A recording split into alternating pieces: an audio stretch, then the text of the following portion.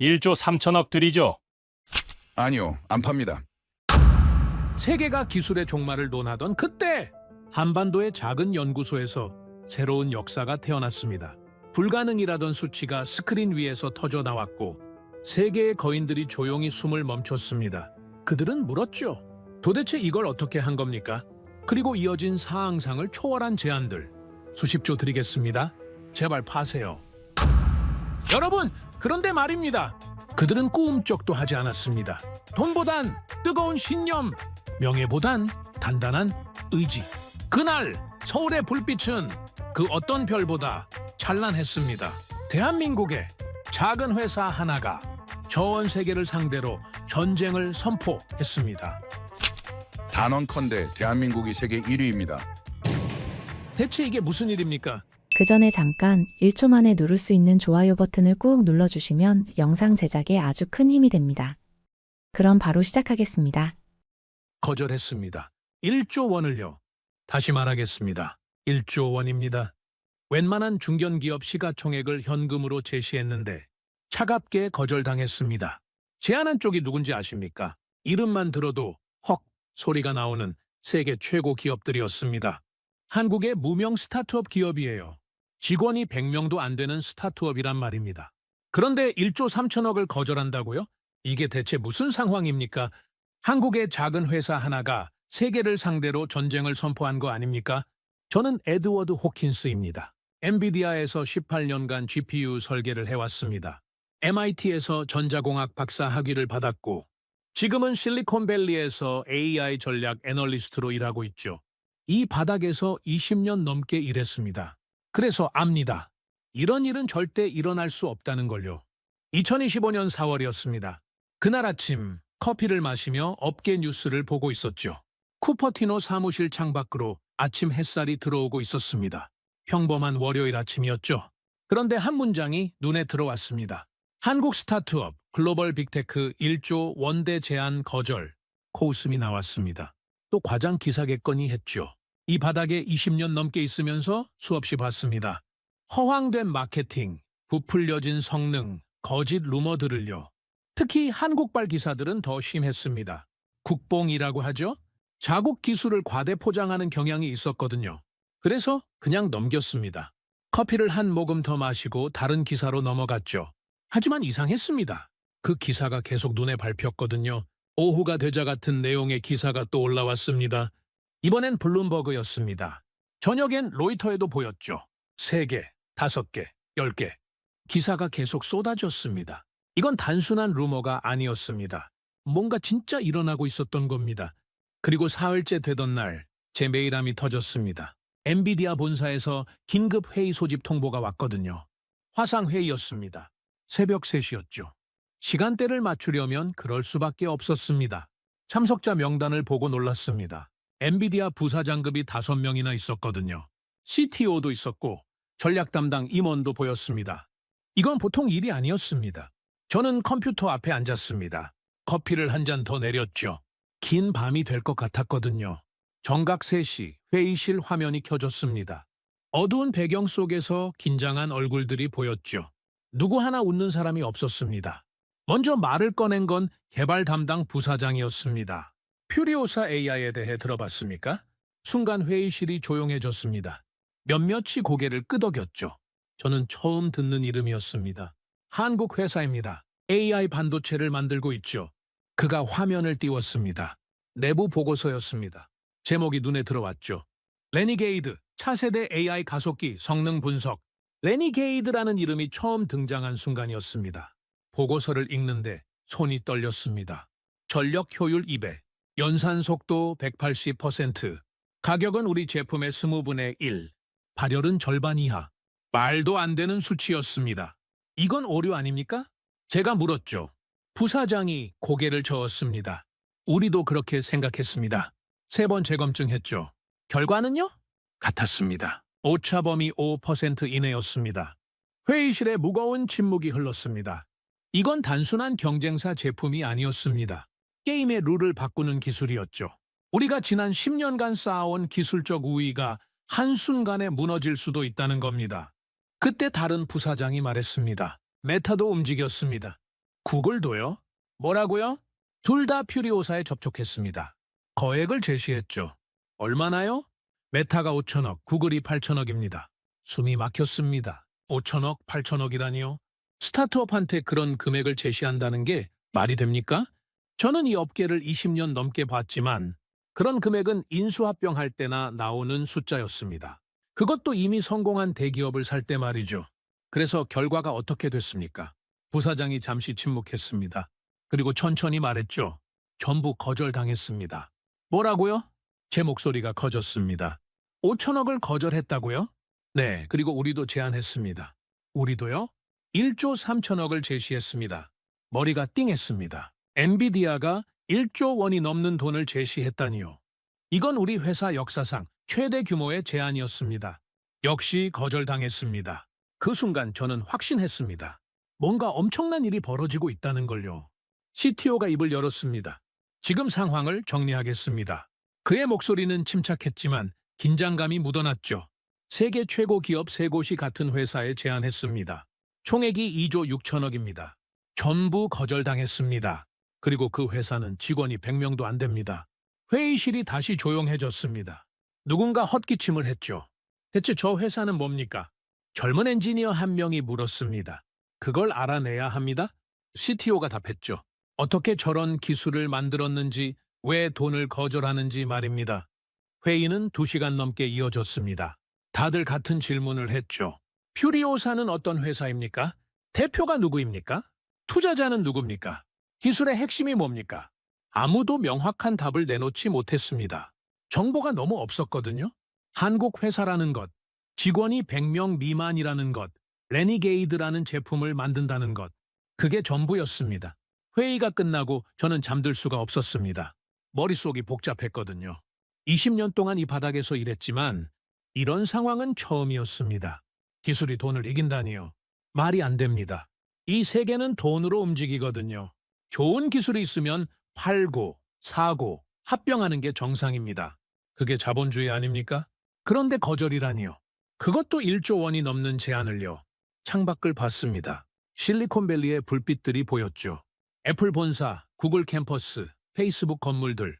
이곳이 세상의 중심이라고 믿었습니다. 20년 동안 말이죠. 하지만 지금 그 믿음이 흔들리고 있었습니다.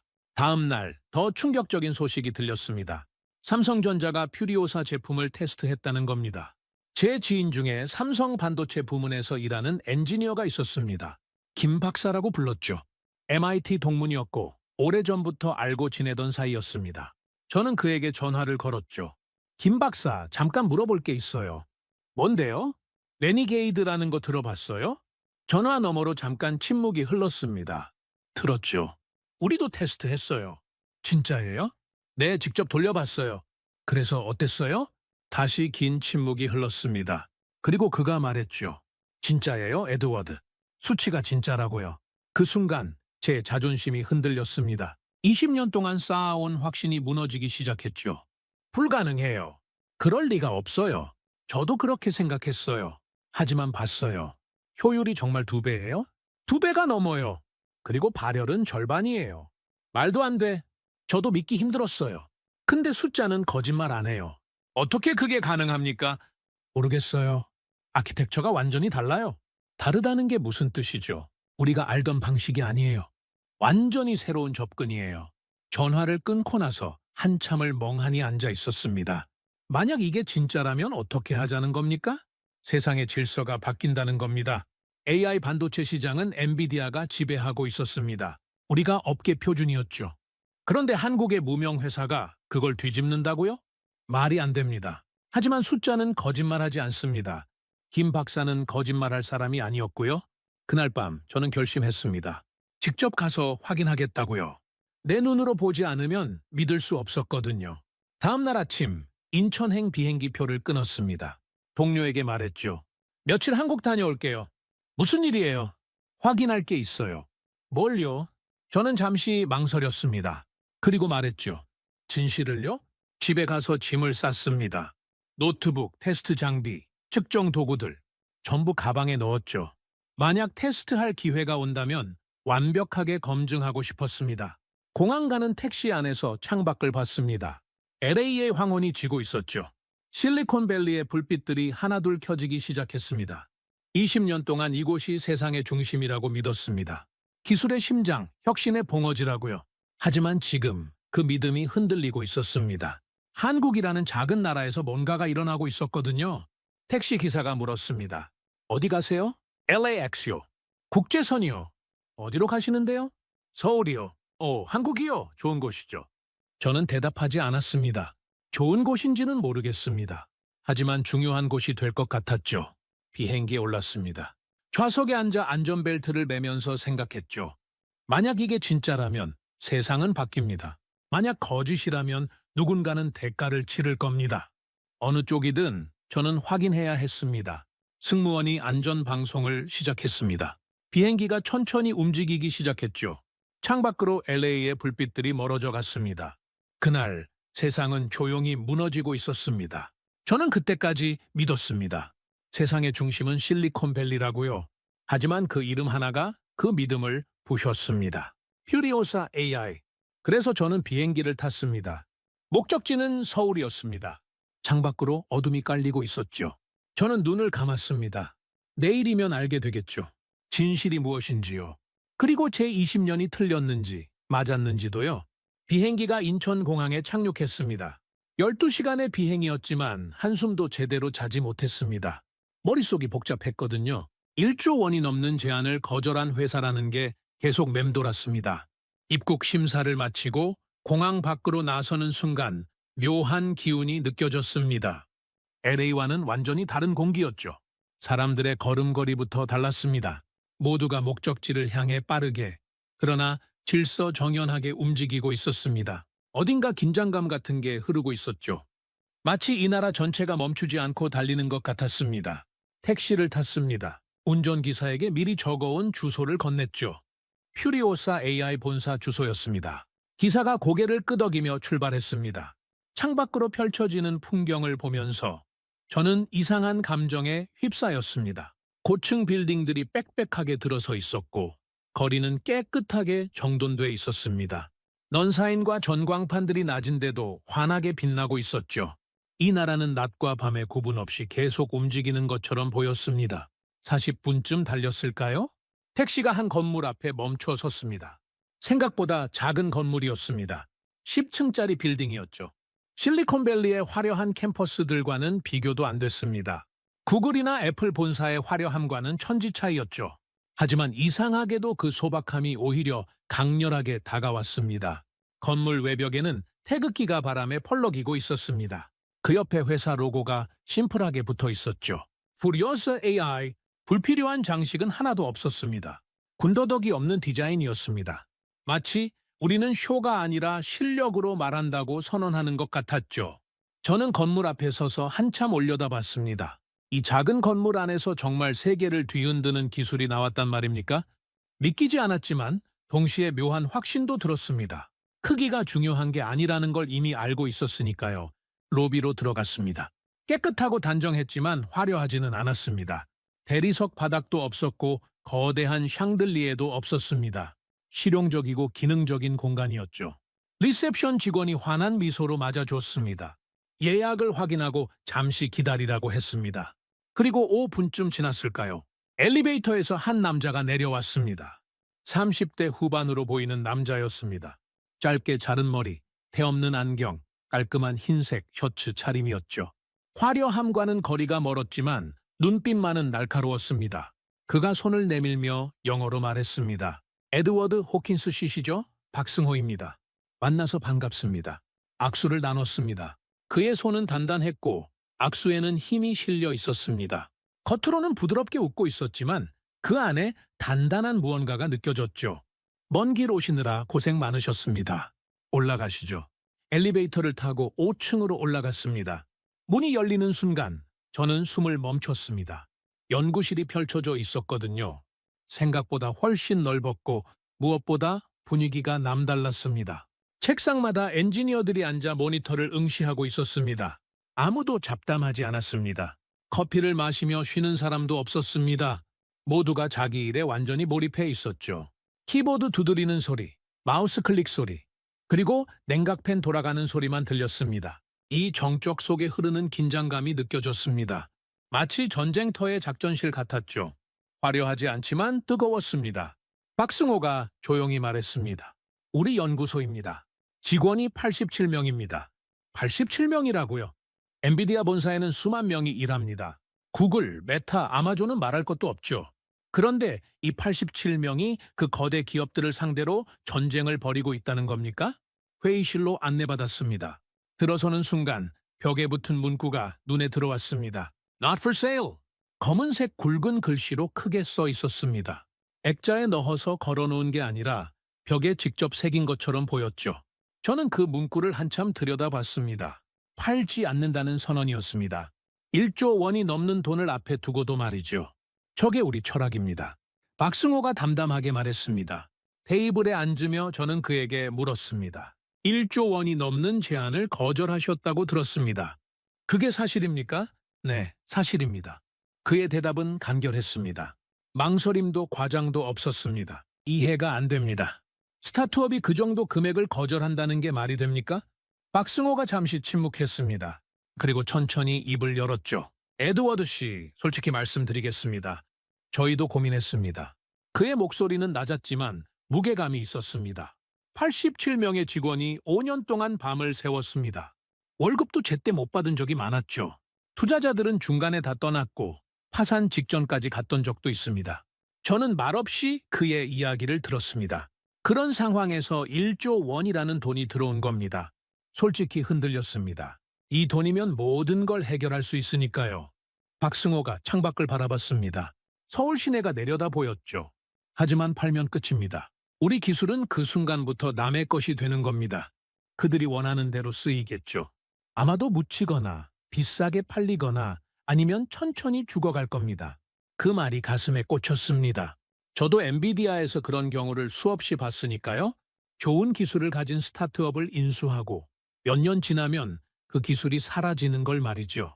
우린 그렇게 되고 싶지 않았습니다. 이 기술이 세계 표준이 되길 원했습니다.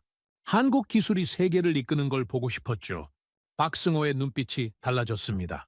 확신으로 가득 찬 눈빛이었습니다. 그래서 거절했습니다. 돈보다 중요한 게 있다는 걸 보여주고 싶었습니다. 저는 할 말을 잃었습니다. 20년간 실리콘밸리에서 일했지만 이런 사람은 처음 봤습니다. 돈을 거절하는 기업인이라니요. 그것도 1조 원이 넘는 돈을요. 직접 보여드리고 싶습니다. 박승호가 일어서며 말했습니다. 뭘 말입니까? 레니게이드를요. 실제로 작동하는 모습을 보여드리겠습니다. 그러면 이해하실 겁니다. 우리가 왜 팔지 않는지요. 복도를 따라 다른 방으로 갔습니다. 실험실이었습니다. 문을 열고 들어서는 순간 차가운 공기가 얼굴을 스쳤습니다. 온도를 낮게 유지하고 있었던 겁니다. 서버 렉들이 줄지어 서 있었고 케이블들이 정교하게 연결돼 있었습니다. 냉각 장치가 돌아가는 소리가 낮게 울렸죠. 2명의 연구원이 모니터 앞에 앉아 뭔가를 점검하고 있었습니다. 박승호가 그들에게 물었습니다. 준비됐습니까? 네, 대표님. 언제든 시작할 수 있습니다. 젊은 연구원이 대답했습니다. 목소리에 자신감이 묻어났죠. 박승호가 저를 돌아봤습니다. 에드워드 씨, MLPF 벤치마크는 아시죠? 물론입니다. 업계 표준 테스트 아닙니까? 맞습니다. 우리 칩으로 테스트를 돌려보겠습니다. 그리고 엔비디아 H100과 나란히 비교하죠. 엑시온 100이라고요. 그건 현재 시장에서 가장 강력한 AI 칩입니다. 엔비디아의 최신 제품이죠. 공정한 비교가 될 겁니다.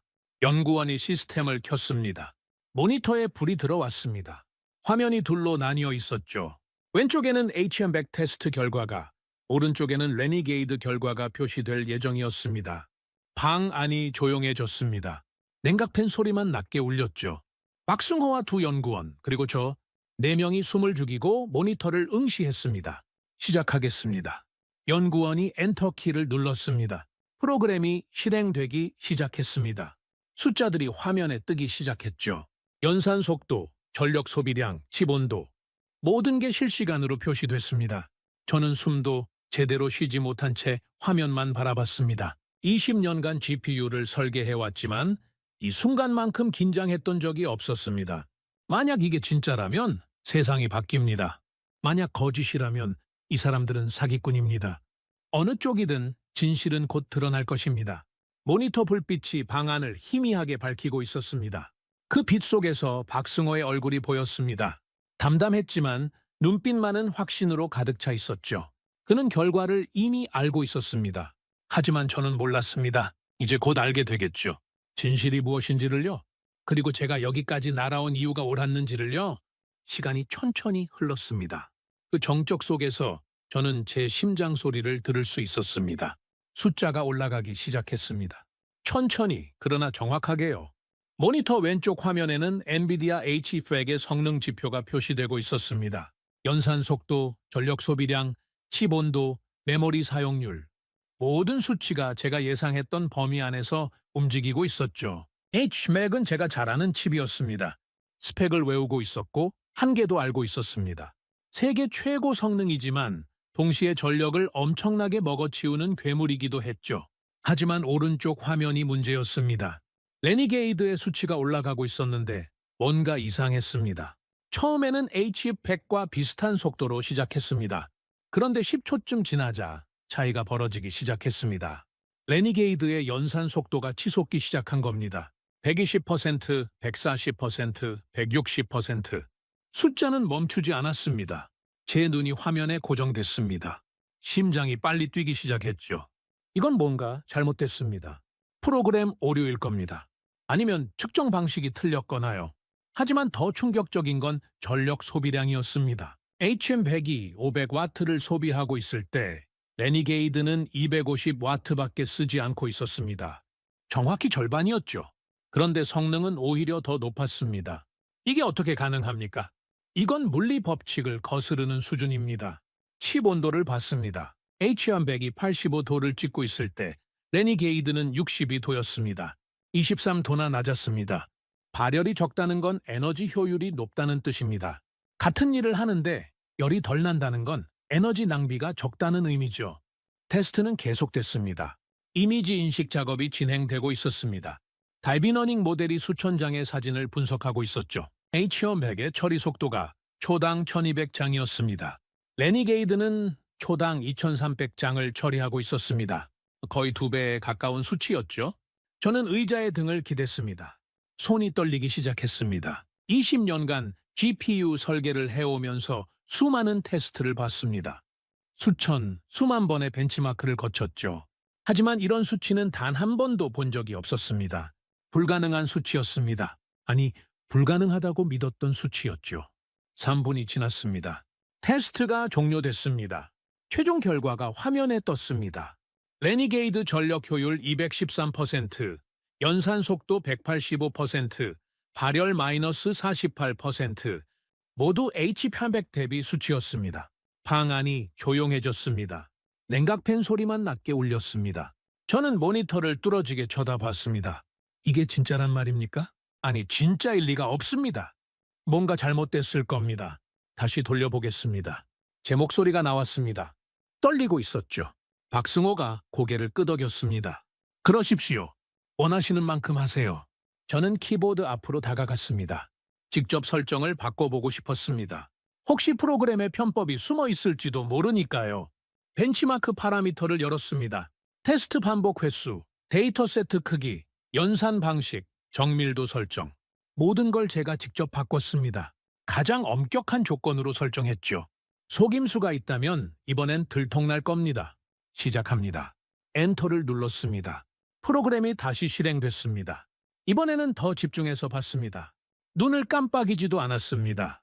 혹시 화면이 조작되는 건 아닌지, 중간에 데이터가 바뀌는 건 아닌지 확인하고 싶었습니다.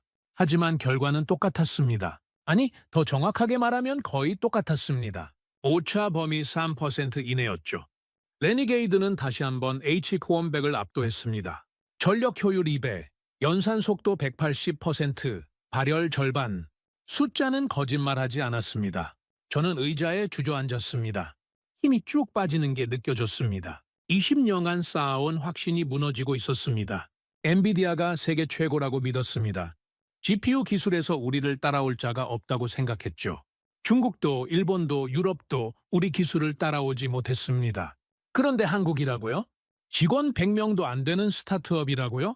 말도 안 됩니다. 하지만 숫자는 명확했습니다. 제 눈앞에 있었습니다. 부정할 수가 없었죠. 어떻게? 이게 가능합니까? 제 목소리는 떨리고 있었습니다. 박승호가 제 옆에 섰습니다. 그의 목소리는 차분했습니다. 5년 전으로 돌아가겠습니다. 우리가 처음 시작했을 때로요. 그가 천천히 이야기를 시작했습니다. 처음엔 우리도 GPU 방식을 따라했습니다. 엔비디아처럼, AMD처럼 말이죠. 하지만 3년 동안 실패만 했습니다. 아무리 해도 HM800을 넘을 수가 없었죠. 박승호가 화이트보드 앞으로 갔습니다. 마커를 집어들고 그림을 그리기 시작했습니다. 문제는 GPU가 범용칩이라는 겁니다. 그래픽도 해야 하고 게임도 돌려야 하고 AI도 처리해야 하죠. 그러다 보니 구조가 복잡해집니다.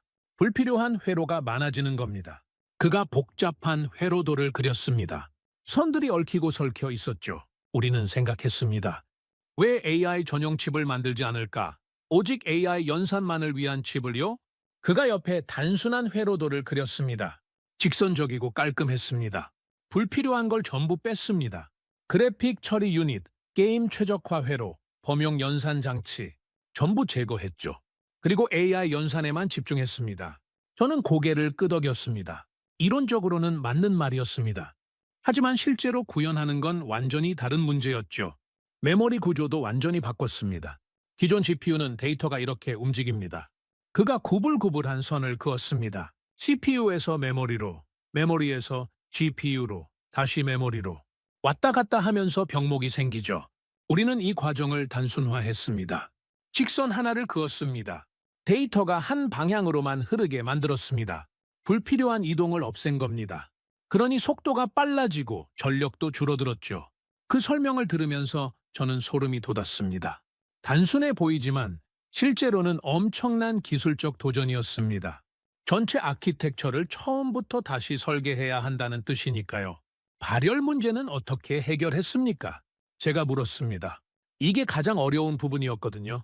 성능을 높이면 발열이 올라가는 게 당연합니다. 그런데 레니게이드는 발열이 오히려 낮았습니다. 칩 자체에 열 분산 구조를 넣었습니다. 박승호가 또 다른 그림을 그렸습니다. 칩 단면도였죠. 마이크로 단위로 냉각 채널을 만들었습니다. 열이 발생하는 즉시 분산되도록요. 일반 칩은 표면에서만 냉각하지만 우리 칩은 내부에서부터 냉각됩니다. 그게 가능합니까? 4년이 걸렸습니다. 수백 번의 시제품을 만들었죠. 절반은 테스트 중에 타버렸습니다. 박승호의 목소리에 피로가 묻어났습니다. 연구원들이 밤을 새웠습니다. 집에도 안 들어갔죠. 그렇게 4년을 버텼습니다. 저는 할 말을 잃었습니다. 4년 동안 실패만 하면서도 포기하지 않았다고요? 실리콘밸리였다면 진작에 프로젝트가 중단됐을 겁니다. 투자자들이 가만히 있지 않았겠죠. 투자자들은 뭐라고 했습니까? 다 떠났습니다. 3년째요. 박승호가 쓴웃음을 지었습니다. 결과가 안 나오니까 더 이상 못 기다리겠다고 했죠. 그래서 우리끼리 했습니다. 자체 자금으로요? 네, 그리고 직원들 월급도 못 줬습니다. 6개월 동안요? 그런데도 계속했습니까? 네, 모두가 동의했습니다. 우리가 포기하면 끝이라고 생각했으니까요. 저는 그 말을 곱씹었습니다. 월급도 못 받으면서 일했다고요. 6개월 동안이나요? 미국에서는 상상도 못할 일입니다. 노동법 위반으로 소송당했을 겁니다. 하지만 이들은 자발적으로 했습니다. 돈이 아니라 신념으로 버틴 겁니다. 왜 그렇게까지 하셨습니까? 박승호가 창밖을 바라봤습니다. 서울 시내가 내려다 보였습니다. 빌딩들이 빽빽하게 들어서 있었고 거리는 사람들로 가득했습니다. 이 나라는 작습니다. 인구도 적고 땅도 좁죠. 자원도 없습니다. 그의 목소리가 낮아졌습니다. 하지만 기술은 있습니다. 그게 우리가 가진 전부입니다. 그래서 기술만큼은 최고가 돼야 한다라고 생각했습니다. 그가 저를 돌아봤습니다. 한국은 항상 따라가는 나라였습니다. 일본 기술을 배우고 미국 기술을 배우고 유럽 기술을 수입했죠. 하지만 이제는 달라야 한다고 생각했습니다. 그래서 1조 원을 거절했습니까? 네, 팔면 끝입니다. 우리 기술은 그 순간부터 남의 것이 되는 겁니다. 박승호의 눈빛이 단단해졌습니다. 우린 기술을 파는 게 아니라 기술로 세계를 바꾸고 싶었습니다. 그 말이 가슴에 꽂혔습니다. 기술로 세계를 바꾼다고요. 얼마나 오만한 생각입니까? 하지만 동시에 얼마나 멋진 꿈입니까? 저는 다시 모니터를 봤습니다. 숫자들이 여전히 화면에 떠 있었습니다. 213%, 185%. 거짓말 같은 수치들이었습니다. 하지만 진실이었습니다. 제 눈으로 직접 확인했으니까요. 제가 직접 테스트를 돌렸으니까요. 이제 아시겠습니까? 우리가 왜 팔지 않는지요? 박승호가 조용히 말했습니다. 저는 천천히 고개를 끄덕였습니다. 이제 알겠습니다. 이건 돈의 문제가 아니었습니다. 자존심의 문제였죠. 아니, 그보다 더 큰 것이었습니다. 철학의 문제였습니다. 기술이 무엇을 위해 존재하는가에 대한 근본적인 질문이었죠. 돈을 위해 존재하는가? 아니면 인류를 위해 존재하는가? 이들은 후자를 택한 겁니다. 그리고 그 선택을 증명해냈습니다. 숫자로, 데이터로, 명확한 결과로요. 저는 그날 처음으로 인정했습니다. 제가 틀렸다는 걸요. 20년간 GPU를 만들어 왔지만 진짜 기술이 뭔지 몰랐다는 걸요. 기술의 본질은 성능이 아니었습니다. 속도도 아니었고 효율도 아니었습니다. 신념이었습니다. 만드는 사람의 신념이 기술에 녹아들어가는 겁니다. 그리고 그 신념이 숫자로 증명되는 겁니다. 레니게이드는 칩이 아니었습니다. 87명의 신념이 집약된 결정체였습니다. 5년간의 밤샘이 만들어낸 기적이었죠. 월급 없이 버틴 6개월이 만들어낸 혁명이었습니다. 숫자는 거짓말하지 않았습니다. 거짓은 제 자존심이었습니다. 저는 엔비디아의 엔지니어였습니다. 그날 인간이 되었습니다. 그들의 칩은 냉각팬이 아니라 신념으로 돌아가고 있었습니다. 그날 세계의 중심이 흔들렸습니다. 아니, 이미 옮겨지고 있었습니다. 실리콘밸리에서 서울로요? 서울을 떠나기 전날 밤이었습니다. 호텔방에 혼자 앉아 노트북을 켜고 있었습니다. 테스트 데이터를 다시 한번 확인하고 있었죠. 아무리 봐도 믿기지 않았습니다. 전력 효율 213%, 연산 속도 185%. 제가 직접 돌린 테스트였습니다. 조작의 여지가 없었죠. 하지만 이 결과를 실리콘밸리에 보고하면 어떻게 될까요? 다들 믿을까요? 아니면 저를 미쳤다고 생각할까요? 메일함을 열었습니다. 밤 동안 쌓인 메일이 23개였습니다. 대부분 엔비디아 동료들이었죠. 첫 번째 메일을 열었습니다. 마크라는 동료가 보낸 거였습니다. 15년을 같이 일한 선배였죠. 에드, 한국에서 뭐 하는 거야? 소문 들었어. 퓨리오사 테스트 한다며? 그거 다 가짜야? 마케팅이라고. 속지 마. 두 번째 메일을 열었습니다. 개발팀 팀장이 보낸 것이었습니다. 호킨스, 본사에서 내 보고서 기다리고 있어. 빨리 돌아와. 거기서 시간 낭비하지 말고. 세 번째, 네 번째, 다섯 번째. 모두 비슷한 내용이었습니다. 한국 기술은 과장됐다. 믿을 수 없다. 빨리 돌아오라. 아무도 믿지 않고 있었습니다. 보지도 않고 판단하고 있었죠. 저는 노트북을 덮었습니다. 창밖을 봤습니다. 서울의 밤 풍경이 펼쳐져 있었습니다. 불빛들이 끝없이 반짝이고 있었죠. 이 도시는 밤에도 잠들지 않았습니다. 새벽 2시인데도 거리에는 사람들이 보였습니다. 편의점 불빛, 택시들, 늦게까지 켜진 사무실 불빛들. 이 나라는 정말로 멈추지 않는 것 같았습니다. 다음 날 아침, 퓨리오사 본사로 다시 갔습니다. 박승회에게 작별 인사를 하러 간 겁니다. 오후 비행기로 LA로 돌아갈 예정이었죠. 하지만 건물 앞에 도착했을 때 이상한 광경을 봤습니다. 사람들이 건물 앞에 모여 있었습니다. 카메라를 든 사람들, 마이크를 든 사람들, 기자들이었습니다. 그것도 한두 명이 아니라 수십 명이었죠. BBC, CNN, 로이터, NHK, 외신 기자들까지 와 있었습니다. 저기 나왔다! 누군가 소리쳤습니다. 박승호가 건물 밖으로 나오고 있었습니다.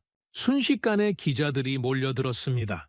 카메라 플래시가 터졌고 마이크가 그의 얼굴 앞으로 쏟아졌죠. 대표님, 엔비디아를 이겼다는 게 사실입니까? 1조 원 거절한 이유가 뭡니까? 기술 수출 계획은 있습니까? 질문이 폭탄처럼 쏟아졌습니다. 박승호는 침착하게 서 있었습니다. 손을 들어 조용히 하라는 제스처를 했죠. 질문에 답하지 않겠습니다. 그의 목소리는 단호했습니다. 왜 답변 안 하십니까? 우린 말이 아니라 데이터로 증명할 겁니다. 언제 공개 테스트 하실 겁니까? 준비되면 알려드리겠습니다. 박승호는 그 말만 남기고 다시 건물 안으로 들어갔습니다. 기자들은 여전히 카메라를 들이대고 있었죠. 저도 조용히 건물 안으로 들어갔습니다. 로비에서 박승호를 만났습니다. 시끄럽군요. 제가 말했습니다. 어제부터 저렇습니다. 외신까지 왔어요. 대응 안 하십니까? 할 필요 없습니다. 어차피 곧 공개 테스트를 할 겁니다. 공개 테스트요? 네, 국제 벤치마크 기관에서 제안이 왔습니다. 전 세계가 보는 앞에서 테스트하자고요? 저는 놀랐습니다. 그건 엄청난 도박이었습니다. 만약 실패하면 회사는 끝장나는 겁니다. 위험하지 않습니까? 위험하죠. 하지만 필요합니다. 세계가 의심하고 있으니까요. 박승호가 엘리베이터 버튼을 눌렀습니다. 에드워드 씨도 참석하시겠습니까? 제가요? 네, 심사위원으로 초청하고 싶습니다. 엔비디아 출신 전문가가 있으면 공정성이 보장되니까요. 저는 잠시 망설였습니다. 심사위원이라고요? 그건 제 입장을 명확히 하는 겁니다. 퓨리오사 편에 서는 거죠. 엔비디아는 어떻게 생각할까요? 배신자로 볼까요? 생각해 보시죠. 서두르지 않으셔도 됩니다. 엘리베이터가 도착했습니다. 5층으로 올라갔습니다. 연구실은 어제와 똑같았습니다. 연구원들이 조용히 일하고 있었죠.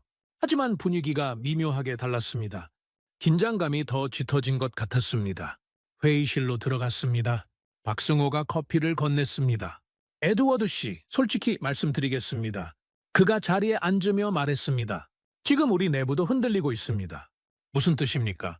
외국 투자사들이 직접 우리 연구원들에게 접근하고 있습니다. 연구원들한테요?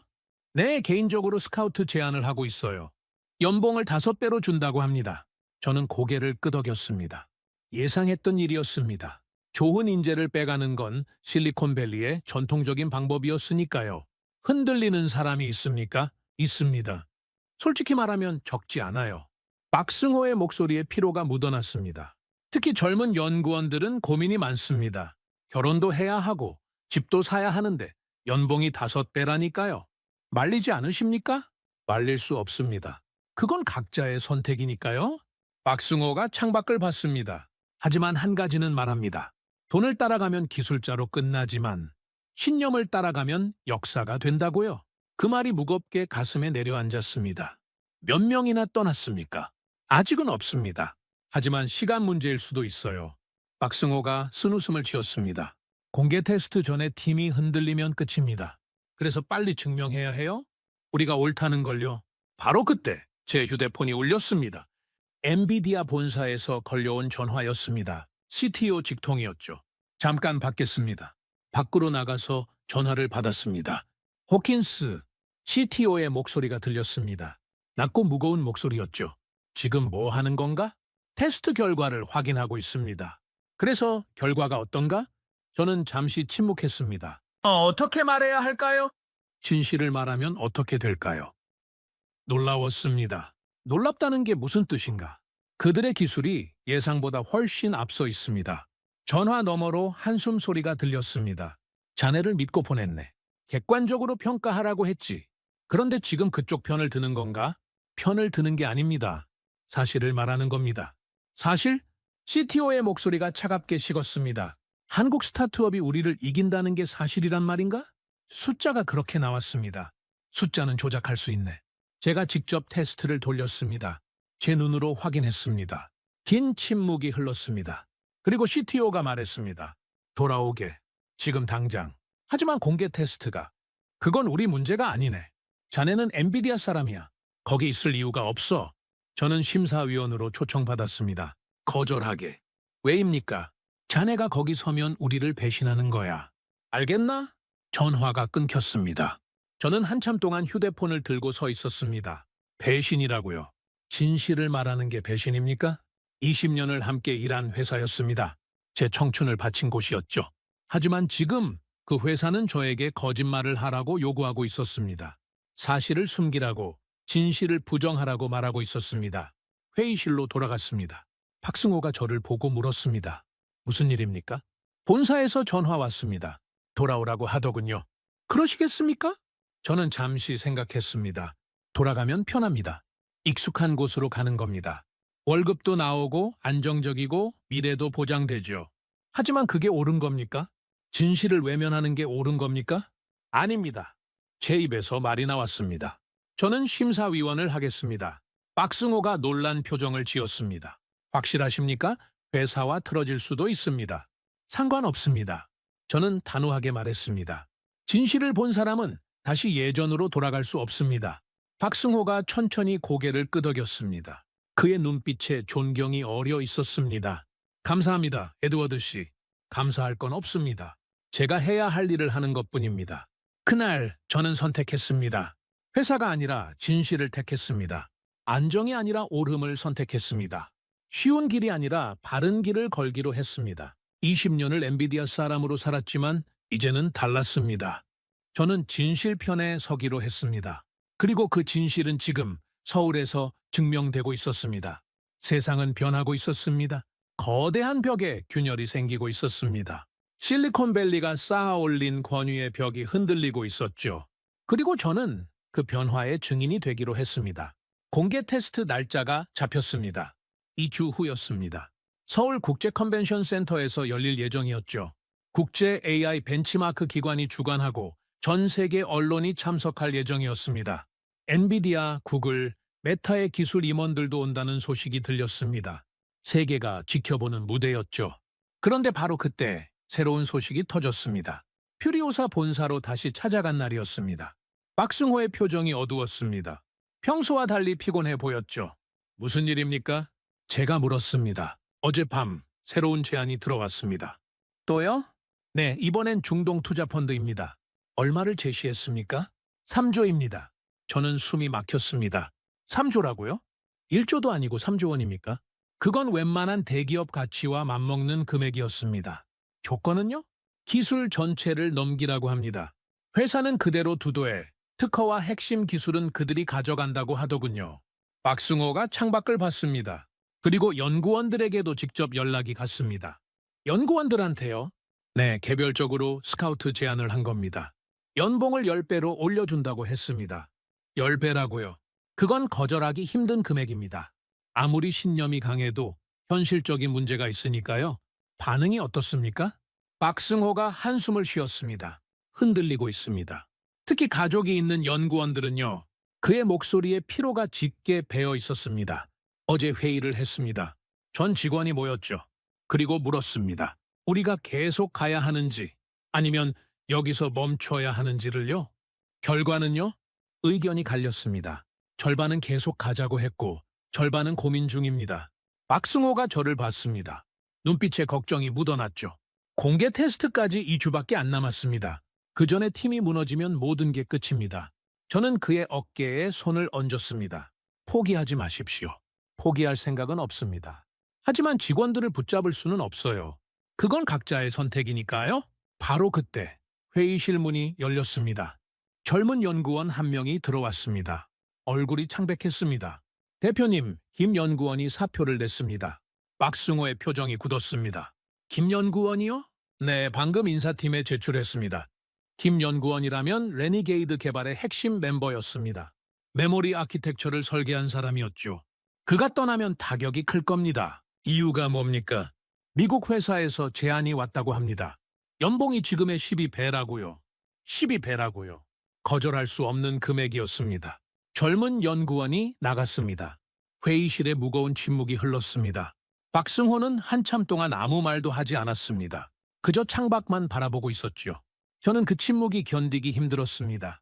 제가 직원들과 이야기해보면 어떻겠습니까? 에드워드 씨가요? 네, 외부인의 시각에서 말해주는 게 도움이 될 수도 있습니다. 박승호가 고개를 끄덕였습니다. 그러시겠습니까? 감사합니다.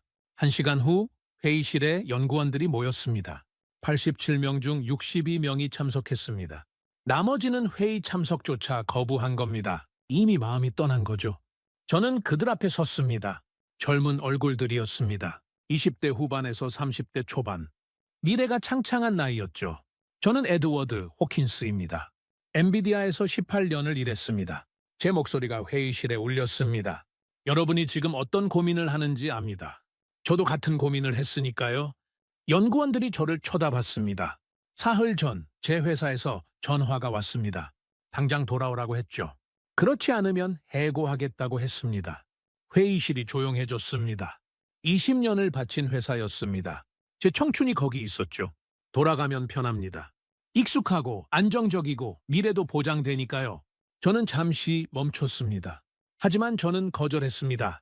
왜냐고요? 한 연구원이 물었습니다. 진실을 봤기 때문입니다. 저는 천천히 말을 이어갔습니다. 여러분의 레니게이드를 테스트했을 때 저는 충격을 받았습니다.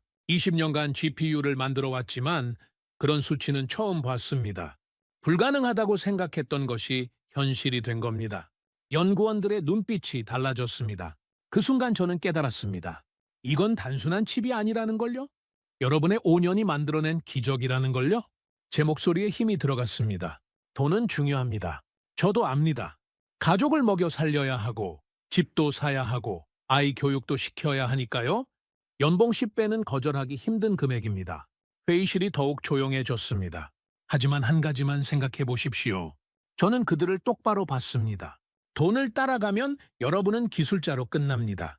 누군가의 직원이 되는 겁니다. 하지만 여기 남으면 다릅니다. 역사가 되는 겁니다.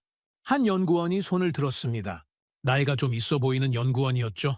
하지만 현실적으로 가족이 있습니다. 아이가 둘이고 대출도 있습니다. 이상만으로는 안 됩니다. 그 말에 여러 명이 고개를 끄덕였습니다. 저는 이해했습니다.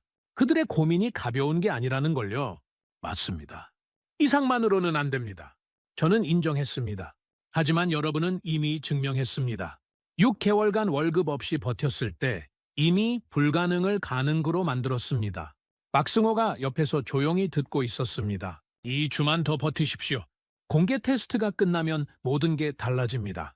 세계가 인정하면 투자가 쏟아질 겁니다. 그때는 돈 걱정 안 해도 됩니다. 만약 실패하면요? 다른 연구원이 물었습니다. 실패할 리 없습니다. 저는 단호하게 말했습니다. 제가 직접 테스트했습니다. 이건 실패할 수 없는 기술입니다. 숫자가 증명합니다. 회의실 분위기가 조금씩 바뀌기 시작했습니다. 흔들리던 눈빛에 다시 빛이 들어오고 있었죠. 여러분은 지금 선택의 기로에 있습니다. 저는 마지막으로 말했습니다. 편한 길과 옳은 길, 돈과 신념, 어느 쪽을 택하든 여러분의 자유입니다. 하지만 한 가지만 기억하십시오. 제 목소리가 낮아졌습니다. 역사는 편한 길을 택한 사람을 기억하지 않습니다. 옳은 길을 간 사람만 기억합니다. 회의가 끝났습니다. 연구원들이 하나둘 나갔습니다. 표정이 복잡했습니다. 아직 결정을 내리지 못한 얼굴들이었죠. 밤이 깊었습니다. 저는 박승호와 단둘이 남았습니다. 사무실 불빛만 켜져 있었죠. 에드워드 씨, 고맙습니다. 박승호가 조용히 말했습니다. 별 말씀을요? 아닙니다. 외부인인데 이렇게까지 해주시니까요. 외부인이 아닙니다. 저는 고개를 저었습니다. 저도 이제 여기 사람입니다. 진실편에 선 사람이죠. 박승호가 미소를 지었습니다. 피곤한 미소였지만 따뜻했습니다. 물어봐도 될까요? 왜 이렇게까지 하십니까? 제 질문을 되돌려 드리겠습니다. 대표님은 왜 이렇게까지 하십니까? 박승호가 창밖을 봤습니다. 서울에 야경이 펼쳐져 있었습니다. 이 나라는 작습니다. 땅도 좁고 자원도 없죠. 그의 목소리가 낮아졌습니다. 하지만 사람은 있습니다. 밤을 새워 일하는 사람들, 불가능을 도전하는 사람들이요. 저는 그의 말을 조용히 들었습니다. 우리 아버지 세대는 맨손으로 이 나라를 일으켰습니다. 전쟁의 폐허에서 말이죠. 우리 세대는 기술로 세계를 이끌어야 한다고 생각합니다. 박승호가 저를 봤습니다. 그래서 포기할 수 없습니다. 이건 단순히 회사의 문제가 아닙니다. 이 나라의 미래가 걸린 문제입니다. 그 말이 가슴 깊이 박혔습니다. 이건 사업이 아니었습니다. 사명이었죠. 새벽 2시쯤 됐을 때였습니다. 회의실 문이 열렸습니다. 연구원들이 하나둘 들어오기 시작했습니다. 김 연구원도 있었습니다. 사표를 낸 그 연구원이었죠. 대표님, 김 연구원이 입을 열었습니다. 사표 철회하고 싶습니다. 박준호가 놀란 표정을 지었습니다. 정말입니까? 네, 집에 가서 생각해봤습니다. 돈은 나중에 또 벌 수 있지만 이 기회는 다시 안 올 것 같습니다. 다른 연구원들도 고개를 끄덕였습니다. 우리도 계속하고 싶습니다. 2주만 더 버티겠습니다. 끝까지 가고 싶습니다. 목소리들이 이어졌습니다. 흔들렸던 마음이 다시 하나로 모이고 있었습니다. 박승호의 눈가가 붉어졌습니다. 고맙습니다. 여러분, 그의 목소리가 떨렸습니다. 약속하겠습니다. 2주 후 우리는 세계에 증명할 겁니다.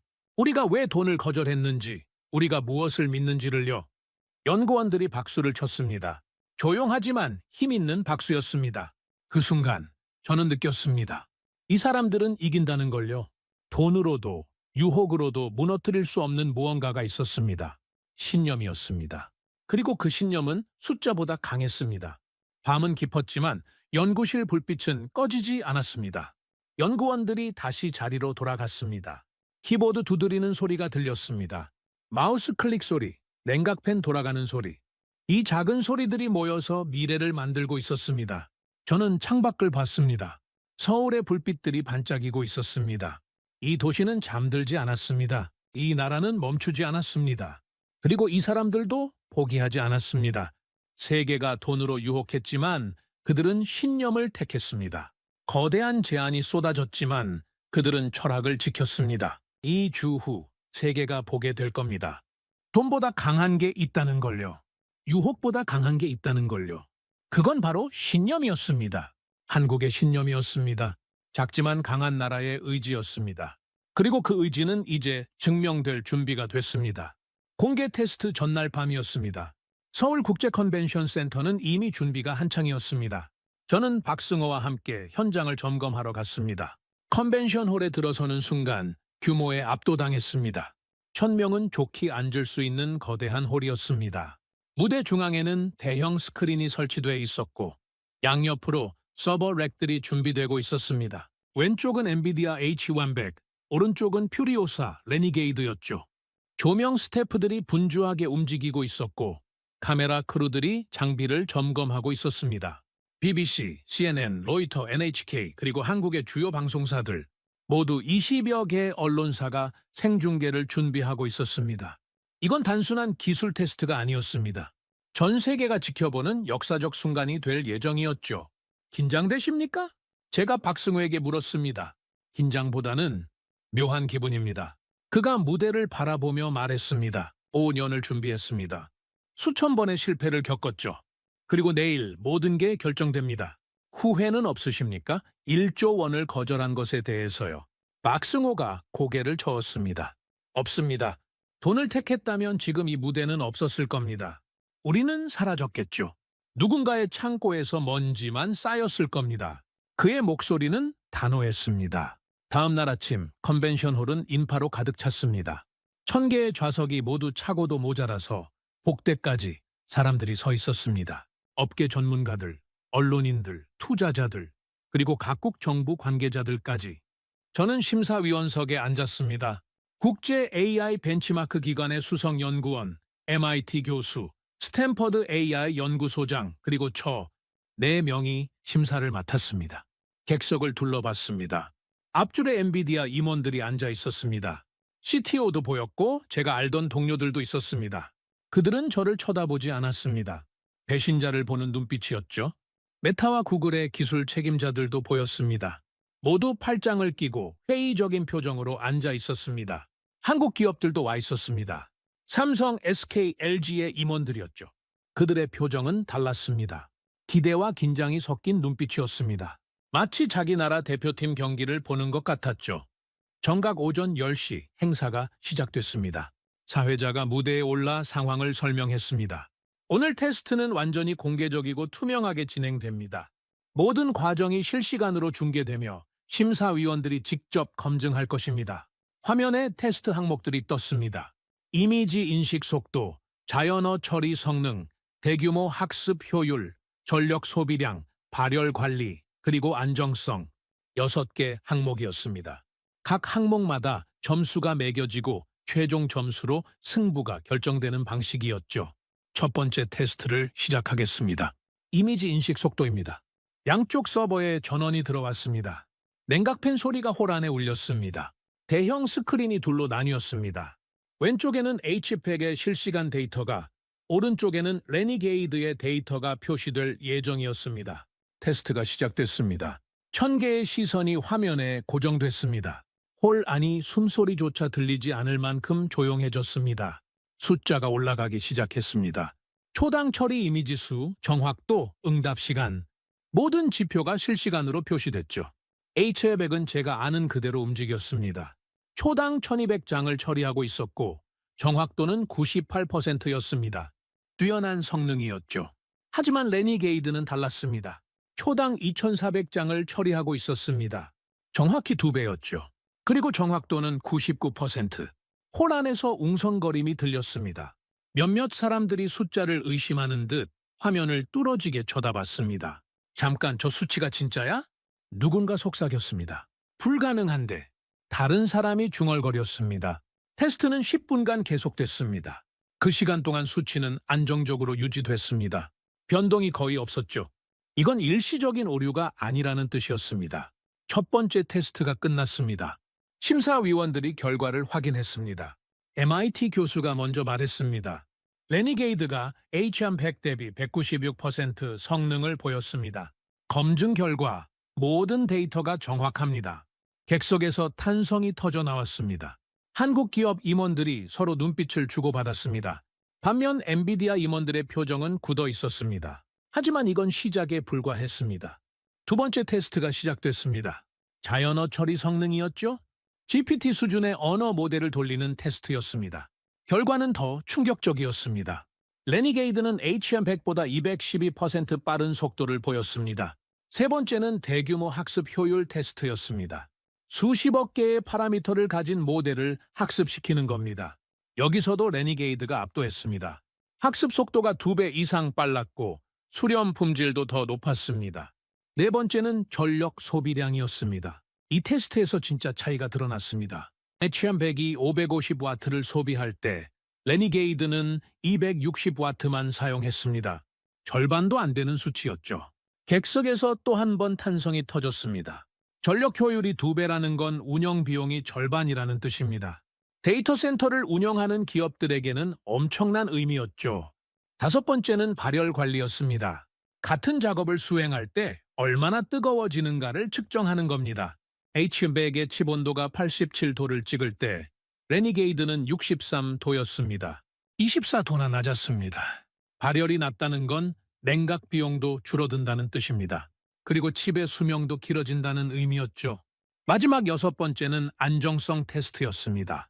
연속 48시간 동안 최대 부하로 작동시켜 보는 겁니다.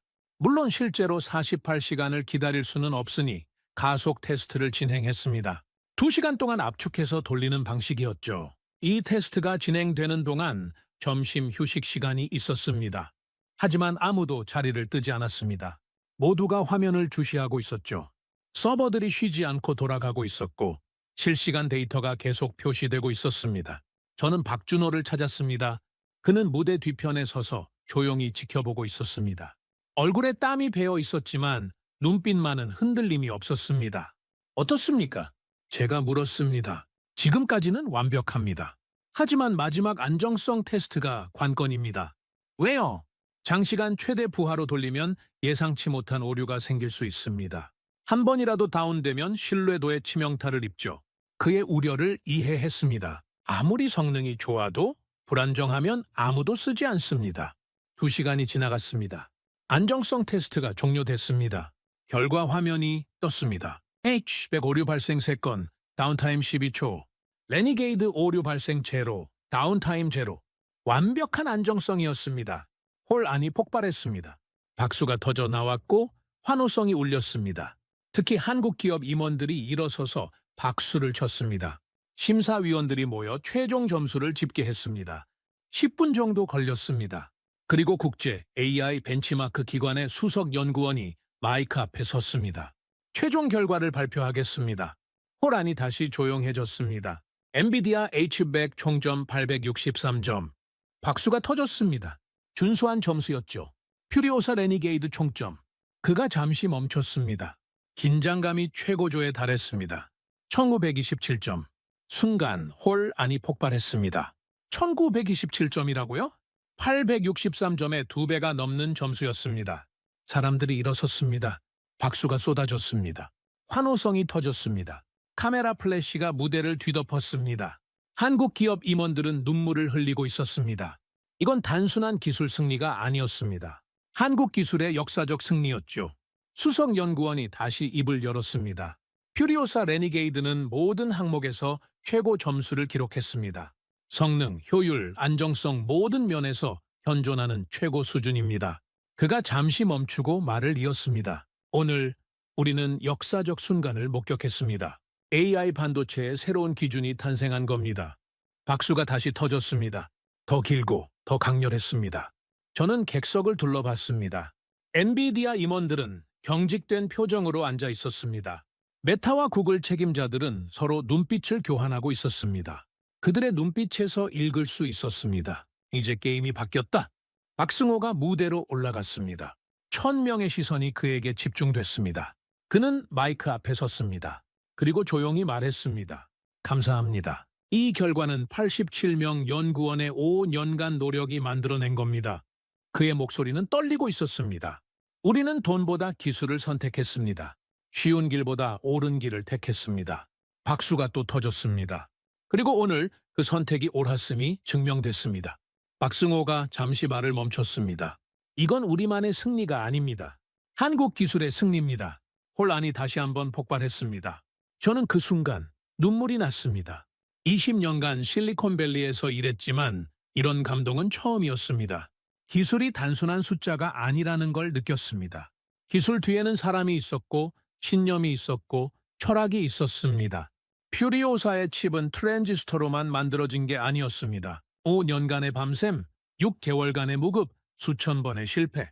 그 모든 게 녹아들어 있었습니다. 행사가 끝난 후 기자회견이 열렸습니다. 수십 개의 마이크가 박준호 앞에 놓였습니다. 앞으로 계획이 뭡니까? 한 기자가 물었습니다. 양산에 들어갑니다. 다음 달부터 생산이 시작됩니다. 가격은요? 저금액 5분의 1입니다. 기자들이 웅성거렸습니다. 그렇게 싸게 팔면 이익이 납니까? 물론입니다. 우리 목표는 독점이 아니라 보급입니다. 해외 수출 계획은요? 이미 미국, 유럽, 일본에서 주문이 들어오고 있습니다. 중국은요? 박승호가 잠시 침묵했습니다. 중국은 아직 결정하지 않았습니다. 기자회견이 끝났습니다.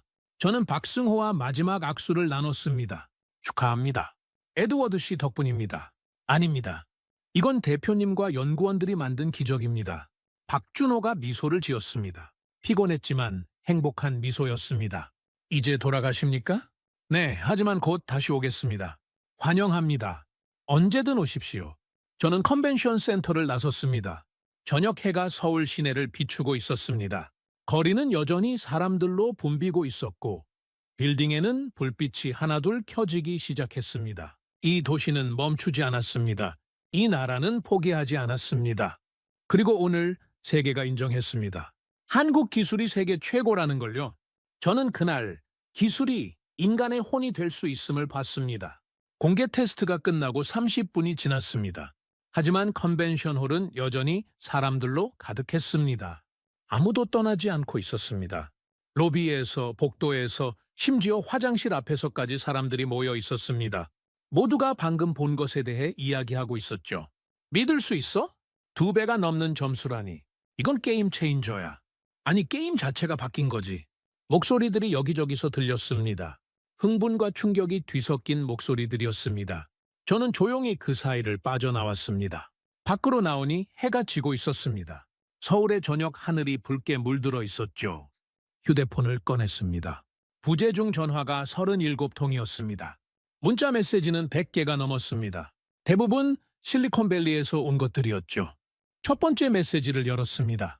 마크에게서 온 거였습니다. 에드, 방금 생중계 봤어. 이게 진짜야? 조작 아니야? 두 번째는 엔비디아 동료였습니다. 믿을 수가 없어. 어떻게 저런 게 가능해? 세 번째, 네 번째, 다섯 번째. 모두 비슷한 내용이었습니다. 충격, 불신, 혼란. 하지만 더 이상 거짓이라고 말하는 사람은 없었습니다. 전 세계가 지켜보는 앞에서 증명됐으니까요. 국제기관이 검증했으니까요. 이제는 인정할 수밖에 없었던 겁니다. 호텔로 돌아가는 택시 안에서 뉴스를 확인했습니다. 이미 전 세계 언론이 보도하고 있었습니다. BBC 한국 스타트업 AI 반도체 역사를 다시 쓰다. CNN 실리콘밸리의 패권의 균열, 새로운 강자 등장. 로이터 퓨리오사 레니게이드 업계 표준 될 것인가. 일본 NHK 한국 기술력 예상을 뛰어넘다. 중국 신화통신 한국이 반도체 전쟁의 새로운 주역으로 헤드라인이 쏟아지고 있었습니다. 몇 시간 전만 해도 의심받던 기술이 이제는 세계의 주목을 받고 있었습니다. 호텔방에 도착했습니다. 노트북을 켰습니다. 실리콘밸리의 주요 기술 포럼들을 확인했죠. 게시판이 폭발하고 있었습니다. 수천 개의 글이 실시간으로 올라오고 있었습니다. 퓨리오사 주식 어디서 살 수 있어? 레니게이드 예약 방법 아는 사람? 엔비디아 주가 떨어지기 시작했어. 이제 데이터 센터 전부 갈아엎어야 하나? 엔지니어들, 투자자들, 기업 경영자들 모두가 같은 질문을 하고 있었습니다. 이제 어떻게 되는 거지? 저도 같은 질문을 하고 있었습니다. 세상이 바뀌고 있었습니다. 눈앞에서 실시간으로요. 다음 날 아침 더 놀라운 소식들이 쏟아졌습니다. 삼성전자가 퓨리오사와 전략적 파트너십을 발표했습니다. 생산 물량을 3배로 늘리기로 했다는 내용이었죠. SK하이닉스도 메모리 공급 계약을 체결했습니다. LG는 데이터 센터 사업 진출을 선언하며 레니게이드를 전면 도입하겠다고 했습니다. 한국 기업들이 움직이기 시작한 겁니다. 자국 기술을 믿고 투자하고 지원하는 겁니다. 이건 단순한 비즈니스 결정이 아니었습니다. 국가적 자존심의 문제였죠. 오후가 되자 해외 기업들도 움직였습니다. 아마존이 AWS 데이터 센터에 레니게이드 도입을 검토한다고 발표했습니다. 마이크로소프트는 Azure 확장 계획에 한국 기술을 포함시키겠다고 했습니다. 심지어 엔비디아의 경쟁사인 AMD도 퓨리오사와의 협력 가능성을 언급했습니다. 판이 완전히 뒤집히고 있었습니다. 이틀 전까지만 해도 무시받던 회사가 이제는 세계가 손을 내미는 파트너가 된 겁니다. 저녁에 박승회에게 전화가 왔습니다. 에드워드 씨, 지금 상황 보고 계십니까? 네, 믿기지 않습니다. 저희도 마찬가지입니다. 주문 문의가 하루에 1000건씩 들어오고 있어요. 1000건이라고요? 생산이 따라갈 수 있습니까? 그게 문제입니다. 삼성이 생산량을 늘려준다고 했지만 수요를 맞추기엔 부족해요. 행복한 비명이었습니다. 투자 제안도 계속 들어옵니다. 이제는 5조, 10조 단위예요. 5조, 10조라고요? 일주일 전 1조 원을 거절했던 회사 가치가 이제는 10배가 된 겁니다. 받으실 겁니까? 아닙니다. 박승호의 대답은 단호했습니다. 우리 방식대로 갑니다. 기술은 팔지 않고 서비스로 제공하는 겁니다.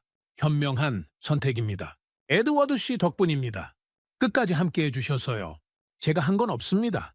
진실을 말한 것뿐이죠. 전화를 끊고 나서 창밖을 봤습니다. 서울의 밤 풍경이 펼쳐져 있었습니다. 불빛들이 끝없이 반짝이고 있었습니다. 일주일 전 이 도시에 처음 왔을 때를 떠올렸습니다. 그때 저는 의심으로 가득했습니다. 한국 기술이 엔비디아를 이긴다는 게 믿기지 않았죠. 거짓말이거나 과장이라고 생각했습니다. 하지만 지금은 달랐습니다. 제 눈으로 확인했고 전 세계가 인정했습니다. 한국의 작은 스타트업이 실리콘밸리의 거인을 넘어선 겁니다. 돈이 아니라 기술로요. 마케팅이 아니라 실력으로요. 다음 날 귀국 준비를 했습니다. LA행 비행기 표를 예약했죠. 공항으로 가기 전 마지막으로 퓨리오사 본사를 방문했습니다. 분위기가 완전히 달라져 있었습니다. 일주일 전만 해도 긴장과 불안이 가득했던 사무실이 이제는 활기로 넘쳤습니다. 연구원들이 웃으며 일하고 있었습니다.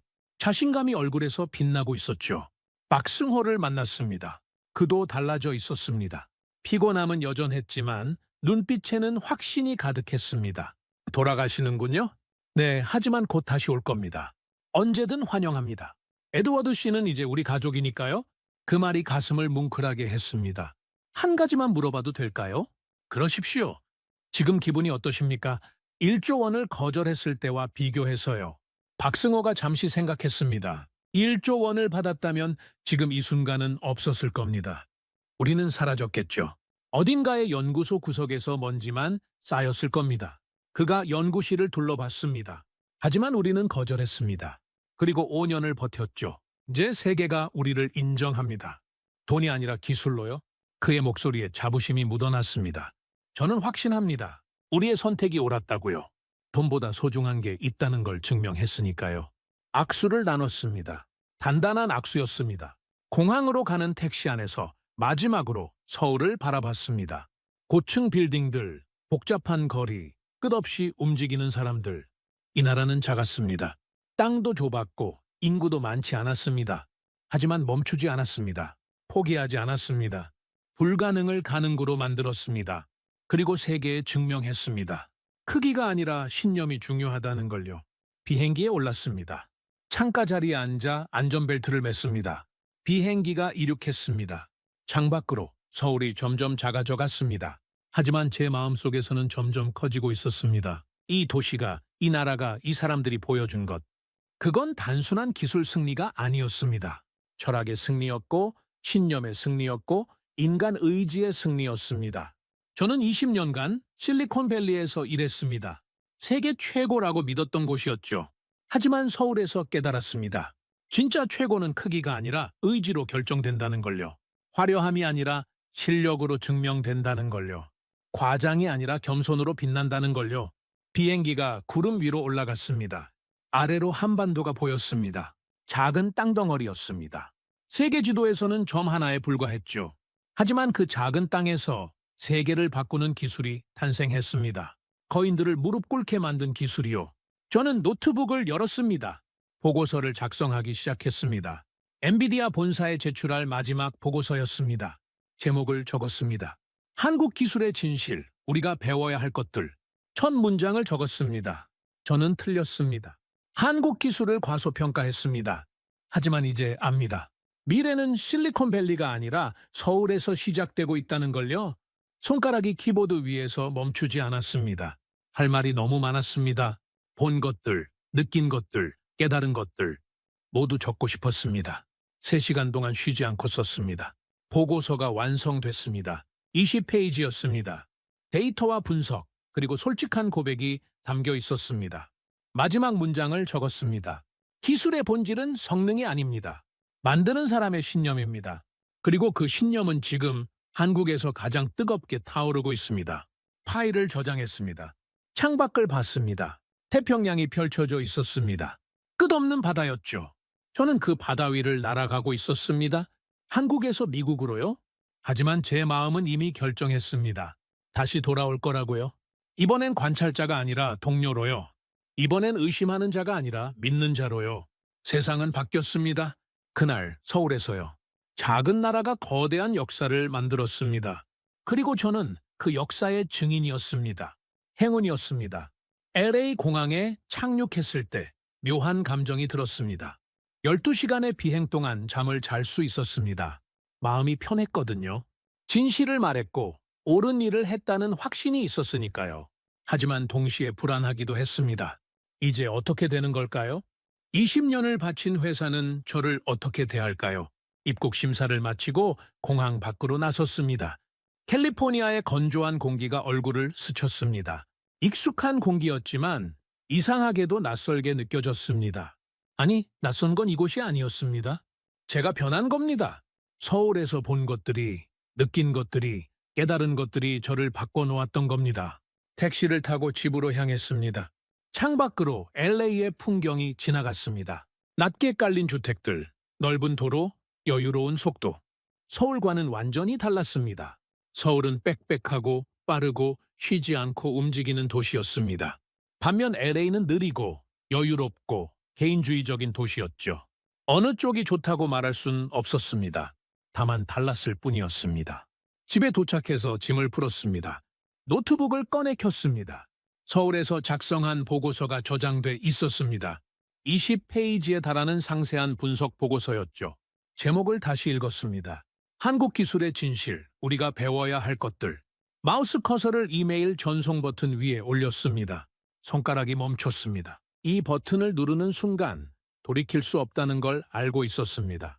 엔비디아 경영진은 이 보고서를 좋아하지 않을 겁니다.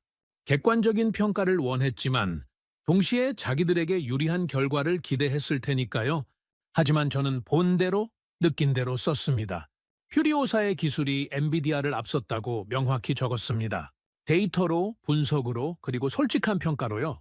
심호흡을 하고 클릭했습니다. 이메일이 발송됐습니다. CTO와 경영진 전원에게요. 이제 기다리는 수밖에 없었습니다. 그날 밤은 잠을 설쳤습니다. 다음 날 오전 휴대폰이 울렸습니다. 엔비디아 본사 대표번호였습니다. 심장이 빨리 뛰기 시작했죠. 여보세요? 호킨스, 오늘 오후 3시에 본사로 오게. CTO의 목소리였습니다. 차갑고 무거웠습니다. 평소에 그가 아니었죠. 알겠습니다. 더 이상의 말은 없었습니다. 전화가 끊겼습니다. 오후 2시 반, 저는 엔비디아 본사 앞에 서 있었습니다. 산타클라라의 거대한 캠퍼스였습니다. 현대적인 건물들, 넓은 잔디밭, 세련된 조경, 실리콘밸리의 상징 같은 곳이었죠. 저는 이곳에서 20년을 일했습니다. 신입사원으로 들어와서 수석 엔지니어까지 올라왔습니다. 제 청춘이 고스란히 담긴 곳이었습니다. 로비로 들어갔습니다. 익숙한 얼굴들이 보였습니다. 동료들이었죠. 몇몇이 저를 쳐다봤습니다. 하지만 인사하지 않았습니다. 눈을 피했습니다. 소문이 퍼진 모양이었습니다. 저를 배신자로 보고 있는 거였죠. 엘리베이터를 타고 10층으로 올라갔습니다. 경영진 회의실이 있는 층이었습니다. 복도를 걸어가는데 발걸음이 무겁게 느껴졌습니다. 회의실 문 앞에 섰습니다. 노크를 하고 들어갔습니다. 대형 회의실이었습니다. 긴 테이블 주위로 의자들이 놓여 있었고 경영진이 모두 앉아 있었습니다. CTO, CFO, 전략 담당 부사장, 법무팀장, 그리고 몇몇 임원들 모두 표정이 굳어 있었습니다. 마치 재판정 같은 분위기였죠. 안개, CTO가 말했습니다. 목소리에 온기가 없었습니다. 저는 테이블 반대편 의자에 앉았습니다. 혼자였습니다. 그들과 저 사이에 긴 테이블이 놓여 있었죠. 물리적 거리만큼이나 심리적 거리도 멀어진 기분이었습니다. CTO가 제 보고서를 들어 올렸습니다. 보고서 읽었네. 네, 20페이지나 되더군. 꽤 열심히 썼어. 그의 말투에는 비꼬는 기색이 묻어났습니다. 자네 주장은 명확해. 한국 스타트업의 기술이 우리를 앞섰다는 거지? 데이터가 그렇게 말하고 있습니다. 데이터라. CFO가 끼어들었습니다. 호킨스, 자네 때문에 우리 주가가 사흘 만에 18% 떨어졌네. 시가총액으로 600억 달러야. 이게 무슨 의미인지 아나? 압니다. 정말 알기나 하나? 투자자들이 패닉에 빠졌어. 언론은 우리 기술이 구식이라고 보도하고 있고 CFO의 목소리가 높아졌습니다. 자네 한 사람 때문에 회사 전체가 흔들리고 있다고. 저는 침묵했습니다. 변명할 생각이 없었습니다. 사실은 사실이었으니까요.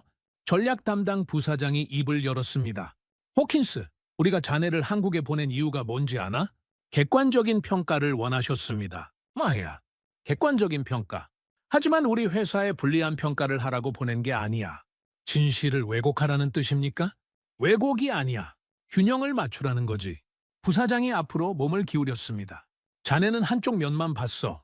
퓨리오사의 장점만 부각시키고 우리 기술의 강점은 무시했지. 그렇지 않습니다. 저는 모든 데이터를 비교 분석했습니다. 그래, 데이터는 그럴 수 있어. 하지만 해석은 다를 수 있다고. 자네는 의도적으로 그들에게 유리하게 해석했어. 저는 고개를 저었습니다. 그렇지 않습니다. 저는 본대로 썼을 뿐입니다. CTO가 한숨을 쉬었습니다. 깊고 무거운 한숨이었습니다. 호킨스, 우리가 함께 일한 게 얼마나 됐지? 20년입니다. 20년. 짧지 않은 시간이야. 자네는 좋은 엔지니어였어. 아니, 최고였지. 과거형이었습니다. 그 단어 선택이 모든 걸 말해주고 있었습니다. 하지만 이번 일로 자네는 선을 넘었네. 어떤 선입니까? 회사에 대한 충성심의 선이야. CTO가 서류 2장을 꺼내 제 앞에 놓았습니다.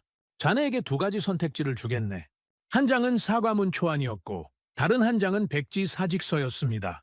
첫째, 이 사과문에 서명하게 보고서가 과도했고 객관성을 잃었다고 인정하는 거야. 그러면 자네를 복직시켜주지. 강등은 되겠지만 일자리는 유지할 수 있어. 저는 사과문을 읽었습니다. 제 보고서가 편향적이었고 회사에 피해를 끼친 것을 사과한다는 내용이었습니다. 거짓말이었습니다. 제 보고서는 편향적이지 않았습니다. 사실을 있는 그대로 적었을 뿐이었습니다. 둘째는 뭡니까? 사직서에 서명하는 거야. 명예퇴직 형식으로 처리해주지. 퇴직금도 주고. 2가지 선택지였습니다. 거짓말을 하고 남거나 진실을 지키고 떠나거나. 생각할 시간을 주겠네.